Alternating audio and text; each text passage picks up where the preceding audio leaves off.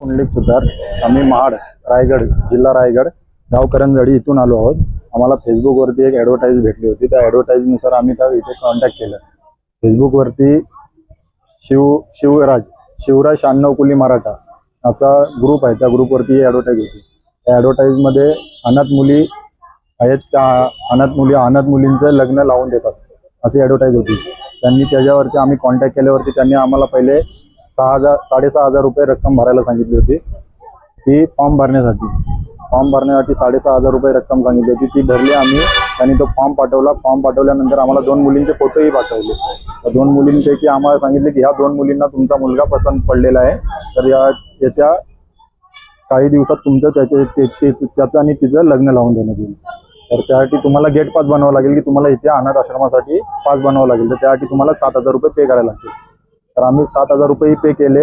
आम्ही त्यांच्याकडे ॲड्रेसही मागत होतो। पैसे पे करायच्या अगोदरही ॲड्रेस मागत होतो की आम्हाला काहीतरी लोकेशन सांगा की आम्ही तिथे पोहोचू।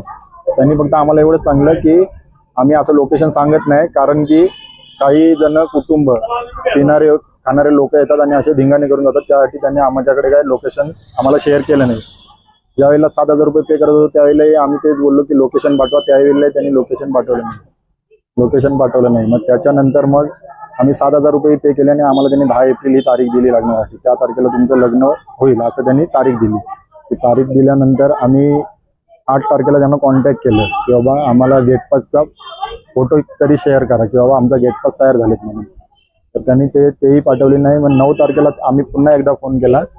पुन्हा फोन केल्यावरती त्यांनी काही फोन उचलला नाही। त्यांनी रात्री आम्हाला 10 वाजता आम्ही परत रिटर्न कॉल केला। त्यावेळेला त्यांनी कॉल रिसीव्ह केला आणि आम्हाला सांगितलं की ही तारीख आता पोस्टपोन झालेली आहे। तारीख गेलेली आहे 25 एप्रिलवरती। तर आम्ही बोललो ठीक आहे चालेल। मध्यस्थी आम्हाला सांगितलं की 22 तारखेपर्यंत तुमचे गेट पास रेडी होतील, तुम्हाला 22 तारखेला सगळे काही डॉक्युमेंट्स भेटतील। तर आम्ही 22 तारखेला त्यांना कॉन्टॅक्ट केलं। तर 22 तारखेला त्यांनी काही कॉल रिसीव्ह केला नाही आहे। ज्यांचे नंबर त्यांच्याकडे ऑलरेडी गेले होते त्यांच्या नंबरवरून सगळ्यांच्या नंबरवरून कॉल करून बघितले, कॉल काय त्यांनी रिसीव्ह केला नाही।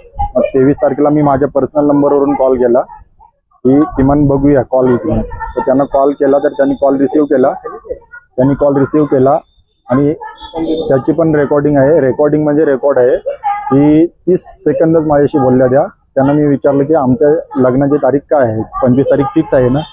तर त्यावेळेला बोलल्या मी बाहेर असताना मी ऑफिसमध्ये नसल्यामुळे मी तुम्हाला काही इन्फॉर्मेशन देऊ शकत नाही। बोललो ठीक आहे, मग तुम्ही कॉल कधी करणार त्यांना विचारलं तर त्यांनी कॉल डायरेक्ट कट केला। त्या बोलल्या की उद्या कॉल करते, किती वाजता करणार हे विचारायच्या अगोदरच त्यांनी कॉल कट केला। आम्हाला पुढचं काही बोलूनच दिलं नाही। मग आज 25 तारीख म्हणून आम्ही आज इकडे महाडवरून कोल्हापूरला लग्नासाठी आलो आहोत। आणि इथे आल्यावरती आम्हाला असं समजलं की ही फ्रॉडगिरी आहे पूर्णपणे। आणि आमचा हेतू एवढाच आहे की आमच्यासोबत जे झालंय ते इतर लोकांसोबत होऊ नये, हीच इच्छा आहे आमची। इतर गरीब लोकांसोबत अशा काही गोष्टी घडू नये, त्यासाठी आम्ही कोल्हापूर पोलीस चौकीत तक्रार करण्यासाठी आलो आहोत।